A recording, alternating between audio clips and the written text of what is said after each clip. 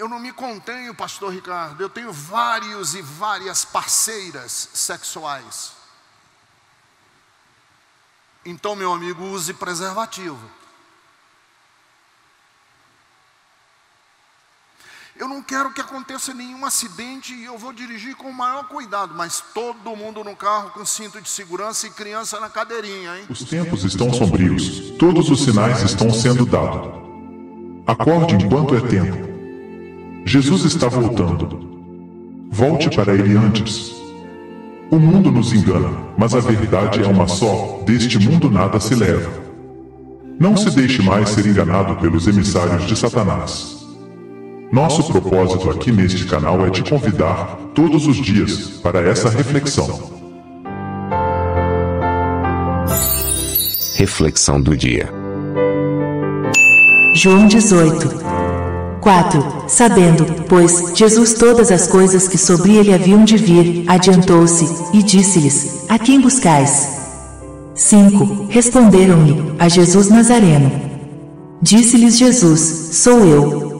E Judas, que o traía, estava com eles.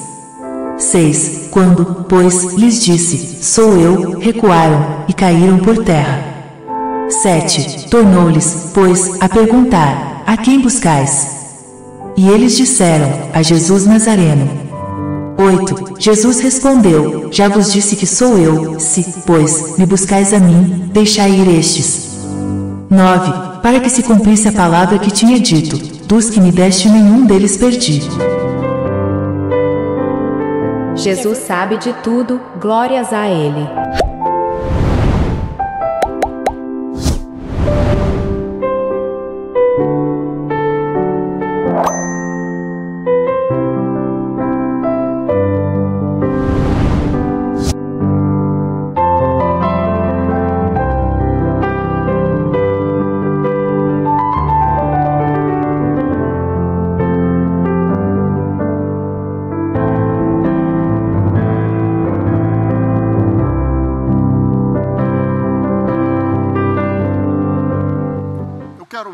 Para vocês hoje pela manhã um texto da Bíblia que não é muito conhecido, de um personagem bíblico também pouco conhecido. É um nome até não convencional. Eu não conheço ninguém que tenha o nome desse rei, que se chama Asa. Asa, igual asa de galinha, A-S-A. A história do rei Asa, que se encontra no segundo livro das Crônicas, no capítulo de número 14. Eu vou ler apenas os versículos 8 a 13, mas eu vou tratar do capítulo. Versículo 8 a 13 diz assim: Asa tinha um exército de 300.000 homens de Judá,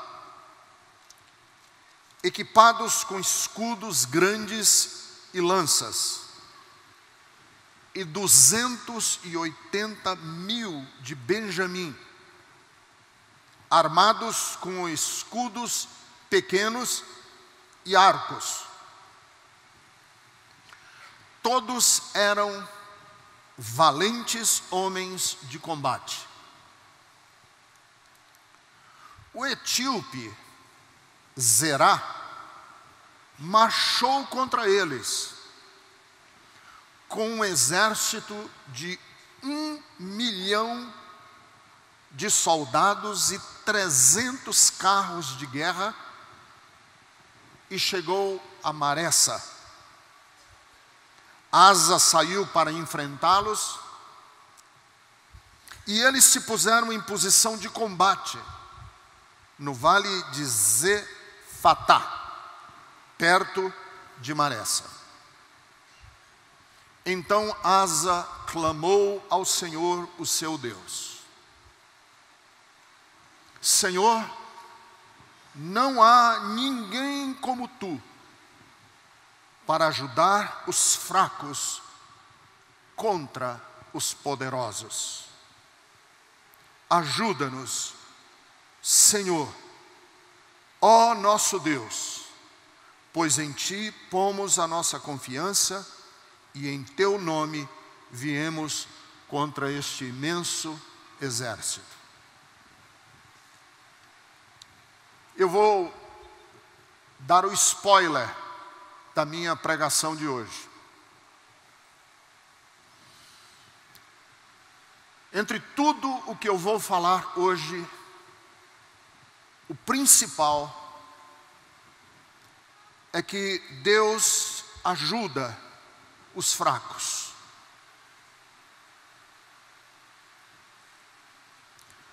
Eu vou falar aqui por um tempo, mas toda a ênfase que eu quero dar à minha pregação é que Deus ajuda os fracos.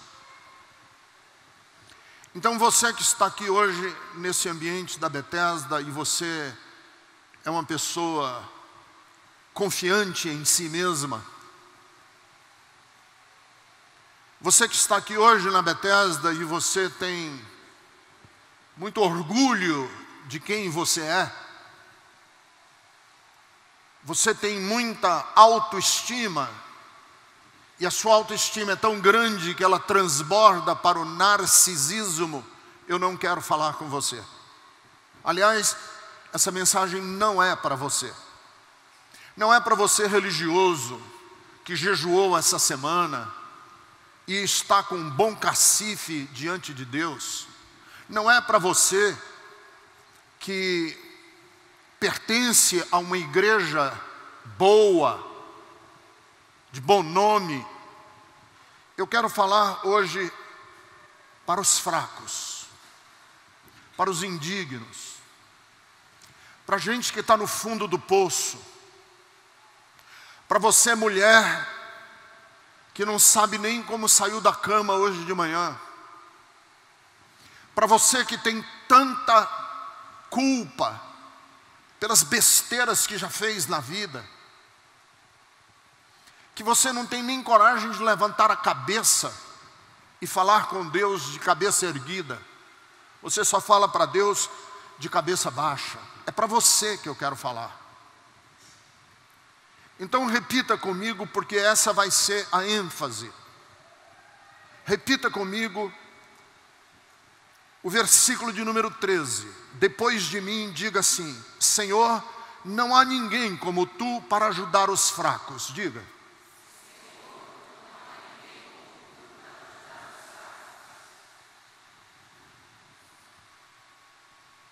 Em Ti pomos a nossa confiança. Diga.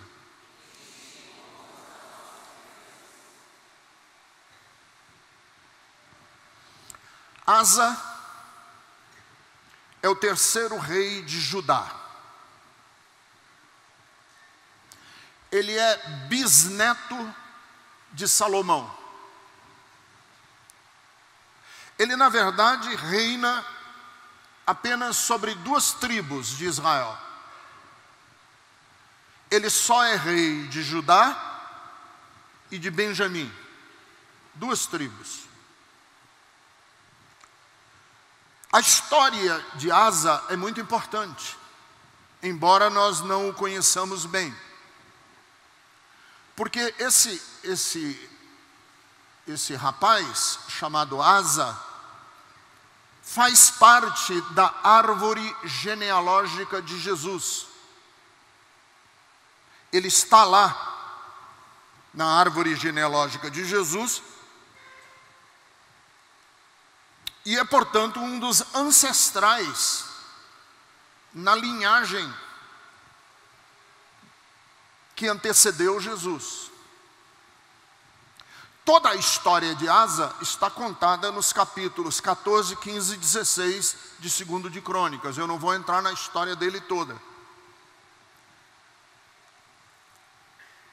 O que nós sabemos de Asa é que ele foi um rei bom, um homem justo, que ele foi um rei que promoveu uma grande reforma religiosa em Judá. texto do versículo de número 5 do capítulo 14 diz que Asa reinou em paz durante 10 anos. O que naquele mundo antigo era muito raro. No mundo antigo, os países comumente entravam em guerra uns com os outros por terra, por água, por um rebanho de camelos ou por um rebanho de gado. Mas o reino dele teve paz. Ele foi um homem que reinou durante 10 anos. Tudo bem. O versículo 6 diz que durante aqueles anos ninguém entrou em guerra contra ele. E o Senhor deu descanso a Israel. Mas Asa era um rei, e os estadistas são aqueles que governam não só para o tempo presente. Um estadista é aquele que governa por longos anos. Ele não se preocupa apenas em se reeleger. O estadista se preocupa em organizar o seu país para depois do seu tempo de vida.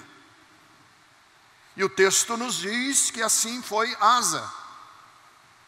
Ele preparou a cidade e disse: nós estamos vivendo tempos bons, vamos preparar, enquanto estamos em paz, a nossa infraestrutura.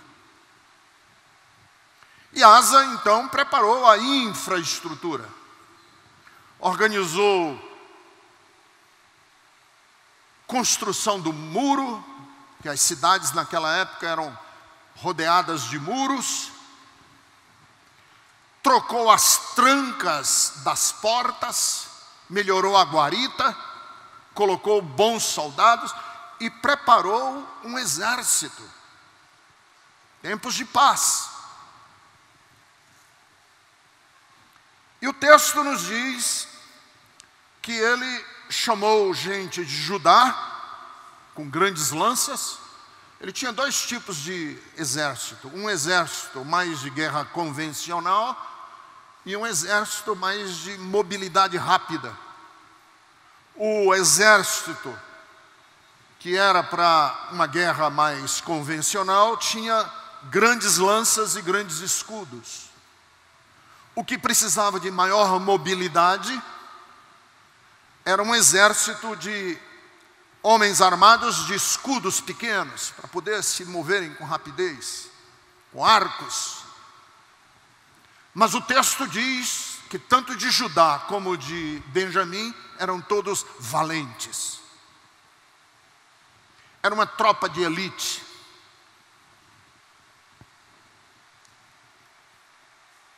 Mas de repente, sem qualquer razão,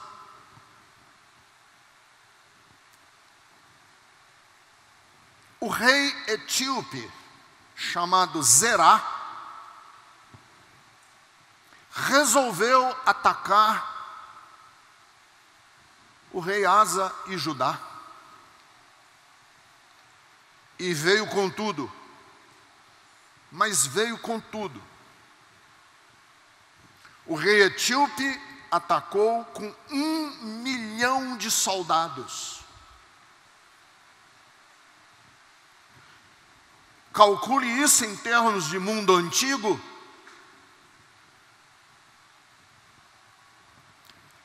Era uma nuvem de gente, de soldados, e eles atacaram com 300 carros de guerra. E atacaram quem? Atacaram um rei justo. Atacaram um homem bom. Atacaram 2 tribos que estavam cuidando do seu próprio quintal. De graça. Por nada. E aqui nós podemos tirar o primeiro princípio para a nossa vida, minha e sua, para você que está aqui hoje. A quem eu dirijo essa mensagem? Primeiro princípio que a gente tira desse texto é que o fato de a gente ser fiel, o fato de você ser temente a Deus, o fato de você ser uma pessoa justa, não poupa você de ser atacado por um inimigo externo. Não poupa você de ser atacado por um exército etíope.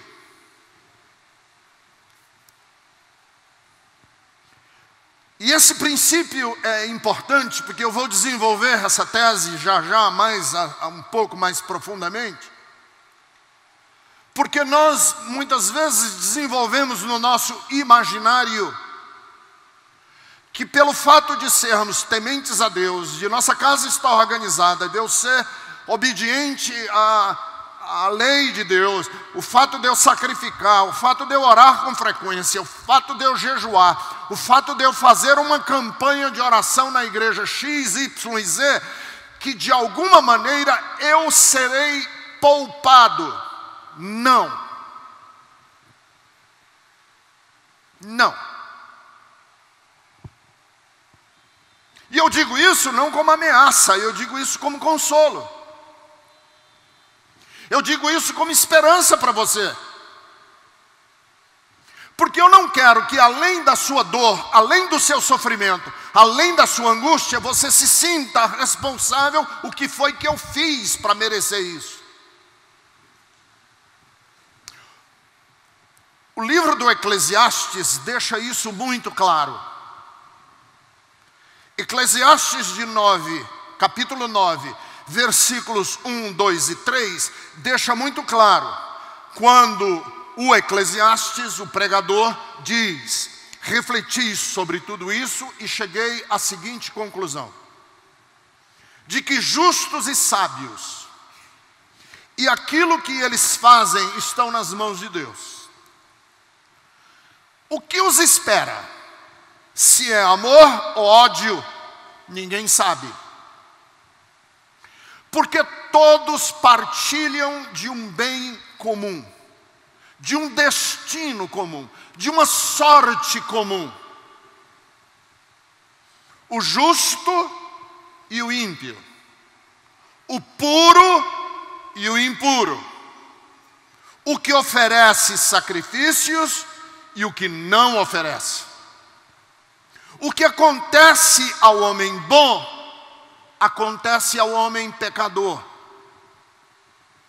O que acontece com quem faz juramentos, acontece com quem tem medo de fazer juramentos. E este é o mal que há em tudo que acontece debaixo do sol. O destino de todos é o mesmo. Então o primeiro princípio é: por que Asa foi atacado pelo rei etíope? Por que a minha casa foi atacada por esse problema de saúde? Por que o meu casamento foi atacado por esse problema grave que eu estou atravessando entre eu e a minha mulher? O que foi? Qual foi a razão disso tudo acontecer? Não há razão senão o fato de você estar vivo. É que no mundo antigo os reis atacavam outros reis, e isso não tem nada a ver com o caráter de Asa, isso não tem nada a ver com punição de Deus sobre a vida de Asa, não tem absolutamente nada a ver de Deus estar perseguindo você, de Deus estar contra você, de Deus ser seu inimigo. Ponto final. É que no mundo essas coisas acontecem. Deus teve apenas um filho, sem pecado. Mas Deus não teve nenhum filho que não sofresse. Todos sofrem. O fato de Paulo ser um apóstolo não poupa Paulo de ter um espinho na carne. O fato de Paulo ser um homem de oração não poupa Timóteo de ter graves problemas estomacais. O fato de você ser de Jesus não poupa você de estar passando pelo tempo que você está passando hoje e que você está tão desesperado e tão desesperada. Mas lembre, o tema da minha pregação é: Senhor, não há ninguém como Tu para ajudar os fracos. Estou falando tudo isso, mas o tema é: não existe ninguém como Deus para ajudar os fracos. Por quê? Porque toda a preparação que a gente faz na vida, por mais cuidadosa, por mais esmerada, é suficiente para a gente se preparar contra os ataques que a vida traz. Por mais que você tenha se preparado ou se preparada, o seu preparo nunca é suficiente para enfrentar as, entre aspas, põe grandes aspas aí, grandes surpresas que a vida traz.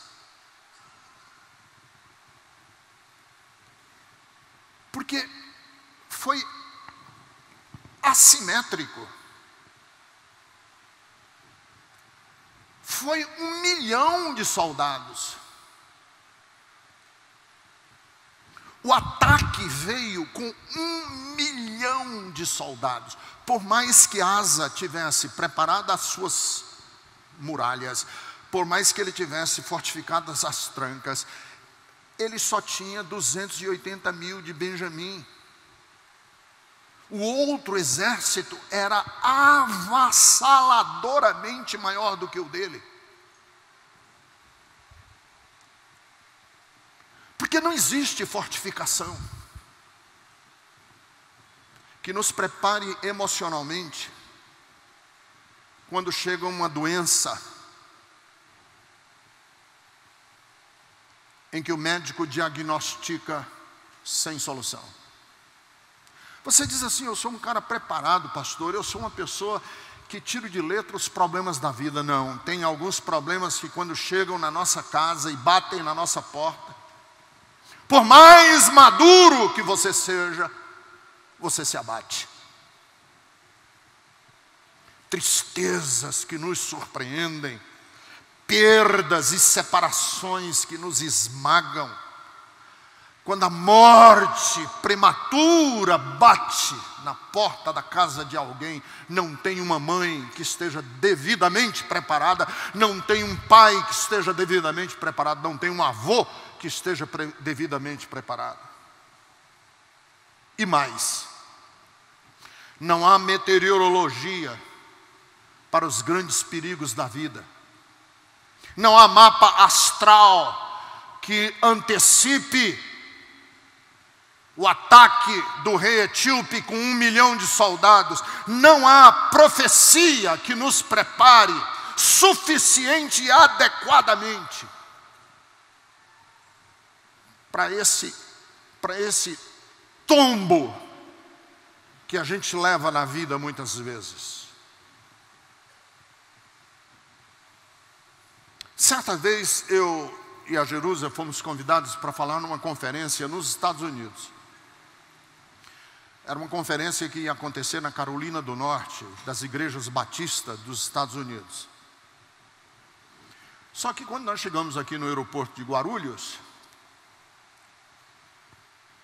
a região estava ameaçada por um grande furacão. E a companhia aérea estava cancelando os voos. E eu tentando argumentar ali no balcão, põe no outro voo. É uma conferência, eu vou falar nessa conferência, está todo mundo me esperando. E a mocinha que me atendeu, muito educada, cortês, olhou para mim e disse assim: pastor, a gente sempre espera o melhor, mas se prepara para o pior. E eu guardei essa frase comigo. Na vida, espere o melhor, mas prepare-se para o pior. Eu não vivo o tempo todo pensando, algo de desgraça vai acontecer na minha vida, algo vai acontecer, alguma desgraça tem que vir. Não, eu não sou diferente, alguma coisa vai... Não, eu não vivo assim, eu vivo esperando o melhor. Mas eu tenho que me preparar para o pior. E preparar para o pior é me poupar de dizer: eu nunca imaginei que isso fosse acontecer com a minha família. Por que não? Se você está preparado para o pior, que eu não quero que aconteça, mas se, no caso de acontecer, você não se desmonta. Eu estou preparado para um furacão, eu espero que não, mas nós temos que nos preparar para um furacão que pode derrubar o avião.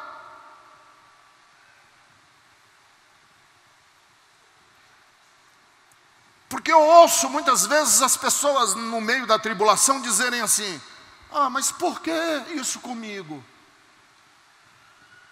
Olha o que está acontecendo com a fulaninha, ela não merece, por que estão fazendo isso com ela?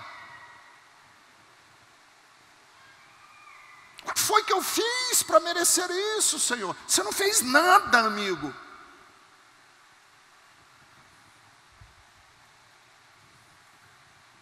É porque às vezes a gente não faz as contas da Bíblia.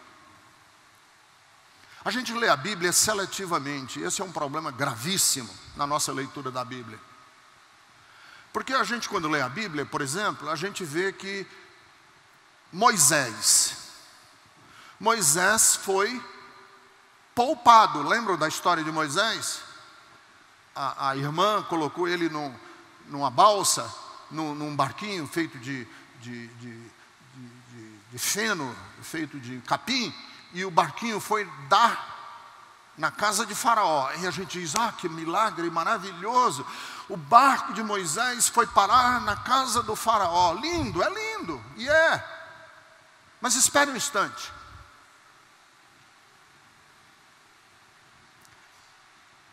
O barco de Moisés foi parar na casa de Faraó porque Faraó estava matando crianças do sexo masculino. E eu pergunto para vocês: quantas crianças do sexo masculino morreram na mão de Faraó?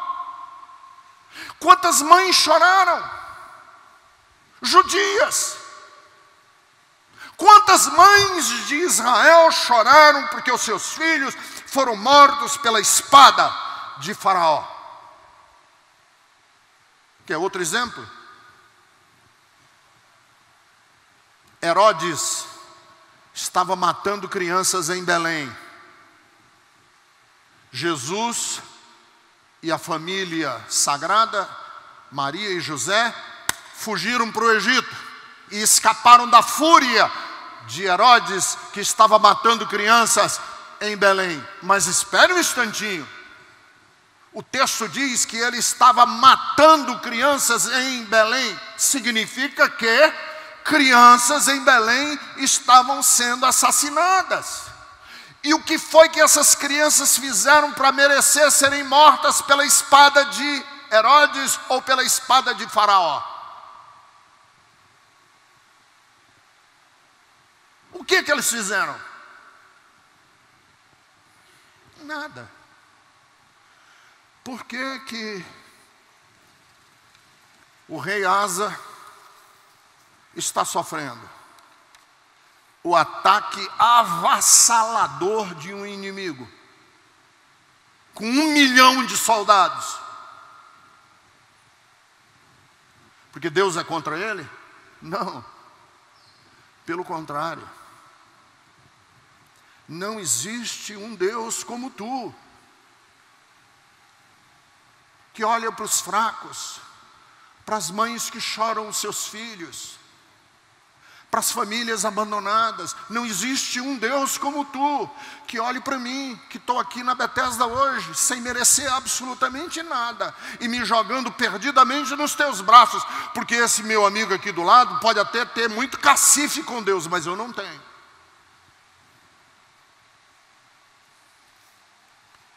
Mas o que é lindo no texto é que o Asa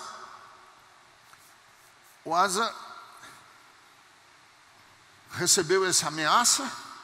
O rei etíope veio com 1 milhão de soldados para cima dele. E o texto diz no versículo de número 10, que Asa saiu para enfrentá-lo. Asa saiu para enfrentá-lo. Aí você me pergunta, Asa saiu para enfrentá-lo como? Posicionou o pequenininho exército que ele tinha. Posicionou o pequenino exército que ele tinha. E disse, vamos praticar tudo aquilo que a gente treinou no quartel.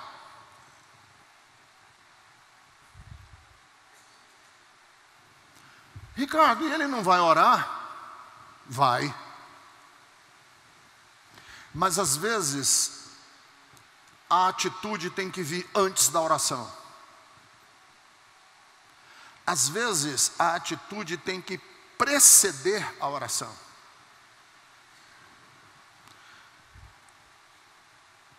A posição de combate é anterior aos joelhos dobrados. E aí é muito interessante, porque isso tem muito a ver conosco, né? Não, eu coloquei nas mãos de Deus.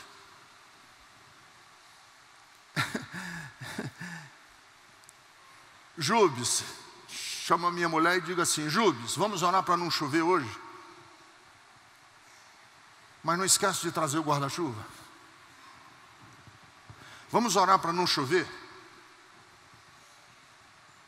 Porque a gente vai para o parque, mas traz o guarda-chuva.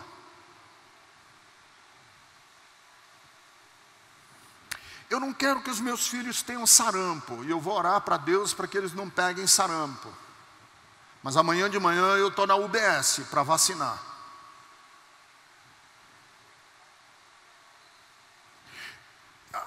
Eu não me contenho, pastor Ricardo, eu tenho vários e várias parceiras sexuais.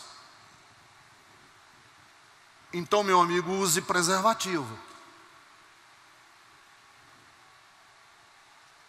Eu não quero que aconteça nenhum acidente e eu vou dirigir com o maior cuidado, mas todo mundo no carro com cinto de segurança e criança na cadeirinha, hein? Claro que eu não quero infartar nunca. Então pega leve no colesterol, amigo. Deus vai ajudar você. Mas põe as tropas em posição de combate, pelo menos. Deus quer ajudar você, mas descruza os braços.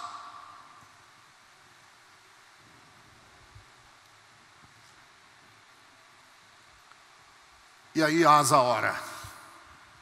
Aí eu acho linda a oração de Asa e é isso que eu quero falar para vocês. A confiança de Asa é que Deus ajuda os fracos contra os poderosos. Numa luta desigual entre fracos e poderosos, sempre que você fizer a seguinte pergunta, onde está Deus? Saiba, Ele está com o fraco. Numa luta assimétrica Entre o grande e o pequeno, Deus está com o pequeno.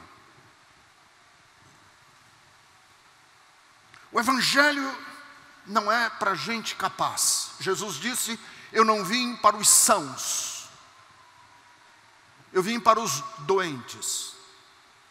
Os sãos não precisam. Então, nesse sentido, o Evangelho é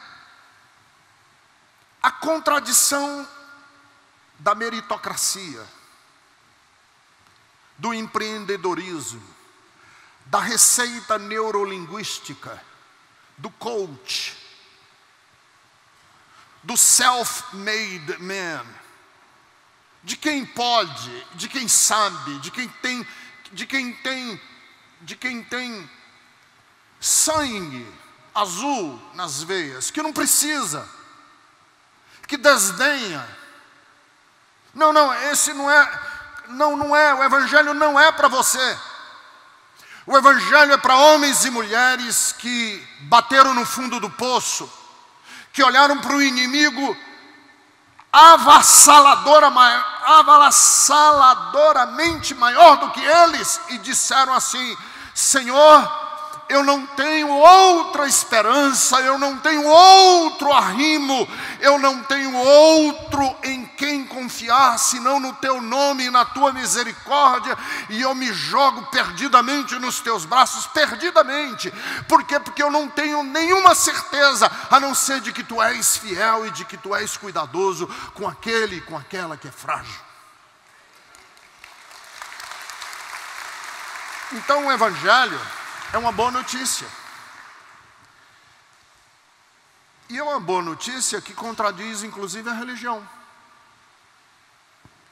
Porque a religião, sociologicamente, é definida como uma atividade humana que consiste em orações, sacrifícios e obediência e que ganham um favor de uma divindade. Isso é religião. Vou repetir. Religião é definida sociologicamente como uma atividade humana que consiste de orações, de sacrifícios, de obediências, que ganham essas obediências, esses sacrifícios, essas orações, o favor divino. E o Evangelho contradiz isso. Porque o Evangelho diz que é para o indigno, que Deus é o do fraco, é o do perdido, é o de que não pode sequer alegar a lei, é o mal querido, que é convidado para a mesa do banquete, é o desafinado, que é convidado a fazer parte do coral celestial. É o rejeitado que vive nas catacumbas, que vive nos túmulos do cemitério, que é chamado para receber certidão de nascimento celestial. É o pecador que pode olhar para a vida sem ter culpa no cartório, sem ter o nome no Serasa divino, porque toda a cédula de dívida que nós tínhamos com o céu foi quitada pela cruz do Calvário. Então o Evangelho é para você, para o bastardo, é para você, para o proscrito ou para a proscrita, para o perdido. E aí você diz assim: mas em termos práticos, Ricardo, de que jeito Deus ajuda o fraco? De uma maneira muito simples. Eu vou enfrentar as lutas da vida. Mas eu enfrento as lutas da vida com uma consciência do seguinte: eu não vou enfrentar as lutas da vida acrescentando ao meu esforço ainda o esforço de agradar a Deus. ainda acrescentando o esforço de ter que liquidar contas o tempo inteiro com Deus. Não, eu vou enfrentar a vida com a consciência de que sou querido, amado. Isso aumenta a minha dignidade, minha autoestima, me dá coragem. É como um pai que tá dizendo para o filho assim: olha, eu não vou lutar por você. O filho está fazendo judô. Eu uma vez levei o Pedro, meu filho, para uma luta de judô. Ele estava fazendo judô e ele foi para um campeonato. Foi até aqui nesse shopping center aqui na frente. Tinha lá um campeonato de judô. Aí nós preparamos, eu dei o maior incentivo para ele no sábado. Era num domingo de manhã. E eu dei o maior incentivo, vamos lá e tal, vai ser bom, PPP. E eu preocupado, né? Como é que ia ser? E tal, e começou o campeonato de judô. Ele entrou, cumprimentou. O outro era assim, ele é grandãozão, o Pedro. O outro era pequenininho, mas era marrento.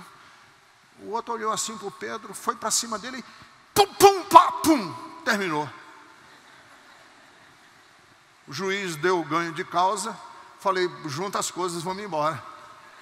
Acabou em 5 segundos, 4 segundos. Foi, pum, acabou.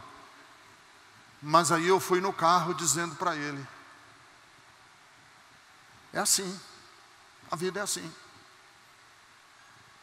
E o que conta na vida não é se você ganhou lá. O que conta na vida é que nós estamos juntos aqui. E quando você outras vezes estiver na vida chorando, porque um adversário maior do que você jogou na lona, saiba que eu estou do seu lado. Que pai não abandona o filho? Que pai não desiste da gente? E eu quero que você saiba disso, para enfrentar a vida. Porque a ele foi dada toda a autoridade no céu e na terra. Mateus 28, 18. Foi ele que destruiu as obras do diabo. 1 de João 3 e 8. Ele é capaz de definitivamente salvar aqueles que por meio dele se aproximam de Deus. Hebreus 7, 25. Portanto, e aí eu fiz uma pesquisa essa semana, quantas vezes a palavra capaz está aliada ao nome de Jesus. Ele é capaz de socorrer aqueles que estão debaixo de tentação. Hebreus 2 e 18. Ele é capaz de manter você em pé. Romanos 14, 4. Ele é capaz de subjugar todas as coisas para o bem daqueles que Ele ama. Filipenses 3 e 21. Ele é capaz de cumprir aquilo que é promessa de Deus na sua vida. Romanos 4 e 21. E Ele é capaz de fazer além daquilo que nós podemos pedir ou imaginar, segundo o seu poder que opera em nós. Amém? Então, se você está triste e abatida, lembre-se, Ele é capaz. Não há nenhum Deus que tome o lado do injustiçado, do fraco, do frágil, do quebrado, do quebrantado, como Jesus de Nazaré. Meus amigos e irmãos, as coisas mundanas, às vezes, nos faz sentir que estamos vivendo um mundo de felicidades. Não nos deixam enxergar a realidade e ainda nos mantém na escuridão. É preciso que alguém nos chame a atenção dessas coisas, que nos faça acordar para a verdadeira vida. Vida essa, com Jesus. O momento de despertar é agora. Pare agora e pense nisso.